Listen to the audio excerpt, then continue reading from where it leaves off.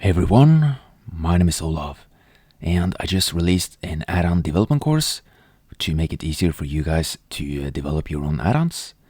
And you will learn how to develop add-ons with input values, as well as buttons with custom objects. Next, you're going to learn how to import CSV and text files into Blender to create visualizations and so on. And this one has the data animated year to year. And then you will also learn how to write add-ons with multiple scripts and then connect them all together.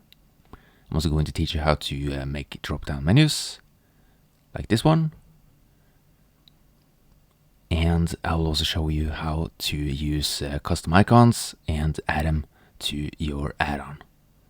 And then at the end of the course, you will use everything that you have learned to create a complex music visualization add-on. And I'm going to show you the workflow to develop more complex add-ons like this one. And you will get all this and much more for a very decent price. And at the end of the course, I'm sure you will know how to develop your own add-ons. So make sure to check it out on Blender Market and Gumroad, and I see you there.